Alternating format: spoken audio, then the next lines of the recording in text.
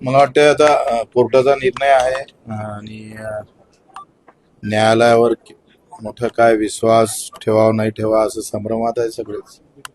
कधी बरेचदा न्यायालय निर्णय घेताना कोणाच्या सोयीचा कोणाच्या विरोधातला होत राहतं. म्हणजे एकंदरीत मला तर पूर्ण काही वरच्यावरची माहिती आहे. एकंदरीत असं अपेक्षा होते का विरोधात निकाल जाईल किंवा त्यांच्या बाजूने निकाल राहील. ते झालं नाही तर ते वरती जाता येईल ती वरच्या न्यायालयामध्ये. ते आता दोन बेंच असेल तर 3 बेंच कडे जाईल, 5 बेंच मध्ये जाईल. न्यायालयाची मला वाटतं मजबूती वाढली पाहिजे. बरेचदा निकाल लवकर न लागणं हा सुद्धा त्याच्यावर अन्याय होतं. 20-20 वर्ष जर इतक्या अशा खून खटल्यामधल्या निकालाला वेळ लागत असेल तर त्या व्यवस्थेत बदल होणं फार गरजेचं आहे. का बरं वेळ लागतं याचंही संशोधन सरकारनं केलं पाहिजे आणि त्या व्यवस्था निर्माण केल्या पाहिजे.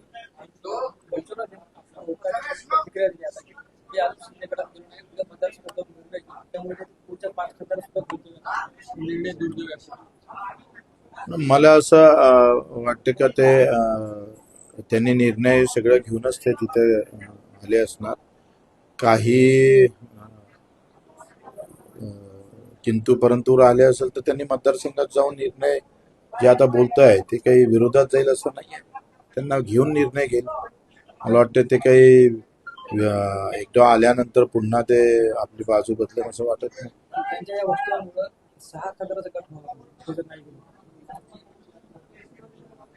हा टेक्निकली विषय आहे. आखरी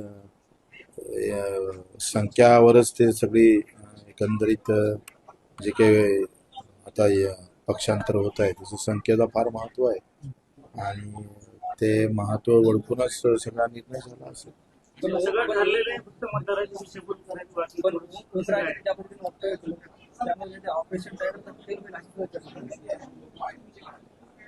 आता तो त्यांच्या स्तरावरचा विषय आहे. लक्षात घ्या, पक्षांतर कोणामार्फत ते सगळं झालेलं आहे, कोण ते केलेलं आहे, त्यांनी ते जबाबदारी उचलली असणार सगळ्या गोष्टी आणि त्या माध्यमातून ते पक्षांतर झालं असेल तर ते त्या जबाबदारी पूर्ण करेल ना.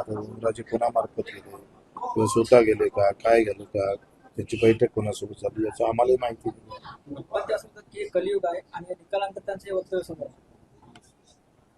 आता बरोबर आहे. त्यांना कसा काय सगळ्यांना अपेक्षा होत्या का तो इतका एकंदरीत जो काही प्रकार झाला होता तो सगळ्यांनी पाहिलेला होता कशा पद्धतीने झाला आणि असं झाल्यानंतर जेव्हा निकाल विरोधात येतं तेव्हा ते तर हे शब्द कोणाच्या तोंडातून हे शब्द निघतच. त्यांनी काही वेगळी फार अपमान करणारी प्रतिक्रिया दिली असे नाही. त्यांच्या भावना आहेत त्या आणि त्यांना अपेक्षा होत्या का न्यायालय त्या पद्धतीनं समोर येऊन निर्णय देईल. कसं आहे राजकारणामध्ये तुम्ही सांगतोय राजकारण हे बेरजेचं असतं. ते कधी वजाबाकीवर कोणी जात नाही आणि बेरजेच्याच राजकारणाचं सामान्य कार्यकर्त्यापासून तर वरच्या कार्यकर्त्यापर्यंत ह्या बेरजेच्या राजकारणात धावपळ करत असते. त्याच्यानं मला असं वाटते का हे सगळं होत असताना आज जे फुटाफूट दिसतंय याला काही फक्त फुटणारे दोषी आहे असं म्हणणं तर योग्य होणार नाही. काही नेतृत्वाच्या चुका असेल त्या तपासून पाहिल्या पाहिजे. त्या जर तपासल्या नाही गेल्या तर कसं होणार आहे तुम्ही सांगा. आज आम्ही महाराष्ट्रभर मी जेव्हा उपोषणाला 7 दिवस उपोषण बसलो, 3 दिवस उघडं बसलोय, 350 सभा घेतल्या, 75,000 किलोमीटर आम्ही फिरत राहिलो, सामान्य लोकांना भेटत राहिलोय, कार्यकर्त्याला भेटत राहिलोय. संघटन लहान असलो तरी आमची कार्यप्रणाली आम्ही थांबवली नाही, ते सामान्यपर्यंत नेण्याचं काम केलं. अखेर नेतृत्वानं सुद्धा त्याच पद्धतीनं समोर येणं गरजेचं असतं. जेव्हा नेतृत्व थांबतं तेव्हा त्याच्या कार्यकर्ताही थांबतं हे लक्षात घ्या.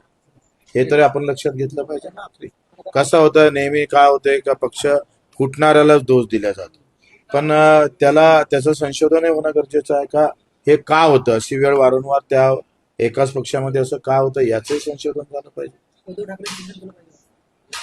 मला असं वाटते का एकंदरीत एक भावना आहे का सगळे एकत्रित होऊन शिवसेनेची ताकद वाढण कशी याच्यावर विचार केला पाहिजे. म्हणजे दोन गोष्टी शिंदे साहेबांना मागे घ्यावं, दोन गोष्टी उद्धव साहेबांनी मागे घ्यावं, पुन्हा शिवसेना एकत्रित होऊन कामाला लागेल. तशी वेळ आहे, होऊ शकतो. होणार तर नाहीच. प्रत्येक जण आपापल्या ठिकाणी ठाम आहे. कसं आहे, आखरी तुम्ही एक सांगा, शिवसेना महत्वाची आहे. शिवसेनानं हा महाराष्ट्रातल्या मातीतलं संघटन आहे, या भूमीतलं संघटन आहे आणि ते मजबूत राहणं फार महत्वाचं वाटतं आणि तसे प्रयत्न झाले पाहिजे, तसे एकत्रित आले पाहिजे. भाऊंना हे माहित असताना असे होत नाही, तरी असं का वाटतं? अपेक्षा बोलायला काय हरकत. माझी अपेक्षा आहे, माझ्या भावना आहे, ती मी व्यक्तिगत बोललेलो आहोत. तर माझ्या भावना मी व्यक्त करू नये असं थोडं असतंय का. कसं आहे, या सगळ्या ह्याच्यामध्ये देवेंद्र असेल कार्यकर्त्याच्या भावना होईल, काही ताळमेळ जर झाला, बसवून जर व्यवस्थित प्लॅनिंग झालं तर पुन्हा शिवसेनेची वज्रमूठ कशी तयार होईल ते पाहायला काय हरकत आहे. तो नंतरचा भाग आहे. पहिले आपण महाराष्ट्राचा धर्म वाचावा, यासाठी शिवसेनेशिवाय काय पर्याय आहे. मी पुढाकार घेणार नाही. माझ्या भावना आता एवढ्या प्रखरपणे मी व्यक्त करतो आहे, त्या माझ्या भावना आहे व्यक्तिगत.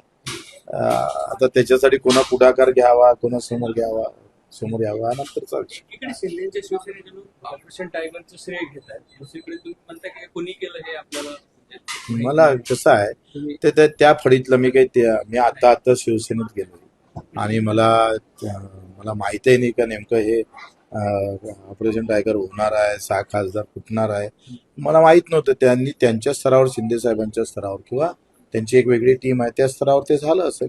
आता सगळं कळलं असेल. आता माहित झालंय सगळं. आता टीव्हीवरूनच माहित पडतं. तुमच्या बऱ्याच बातम्या चुकीच्या पण असतात ना. कर्जमाफीच्या संदर्भात तुम्ही जे आंदोलन केलं होतं, सगळं बोज वारंवार कर्जमाफी सगळी फसली गेली, शेतकऱ्यांना एक कर्ज वाटप असं पूर्ण फसले असं म्हणता येत नाही, काही त्रुट्या त्याच्यात आहे. पत्रकारांनी किमान हे प्रश्न विचारताना अभ्यास करून विचारला पाहिजे. माझ्या जिल्हा मध्यवर्ती बँकेचे 29,000 खातेदार आहे. 29,000 खातेदारामध्ये 28,000 खातेदारांना कर्जमाफीचा फायदा होईल. कोणालाच भेटणार नाही असं म्हणणं चुकीचं आहे ना. असं माझ्या म्हणणं, तुम्ही संशोधन करा. प्रश्न विचारताना तुम्ही हवेतच प्रश्न विचारत असेल तर कसं. जून महिना संपला, राज्यामध्ये फक्त 6% व्यापारी बँकांच्या माध्यमातून कर्ज वाटप झाले. कधी मिळणार शेतकऱ्यांना कर्ज? कर्ज काय, माझं म्हणणं आहे, कर्ज भेटायला काय, आमचं तर कर्ज वाटपही झालं बँकेचं.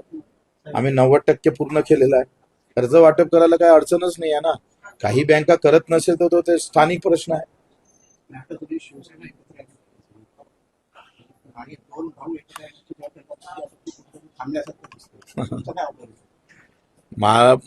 माझं काय मत आहे, काय हा महाराष्ट्रातल्या मातीतलं संघटन वाढलं पाहिजे एवढी प्रामाणिक इच्छा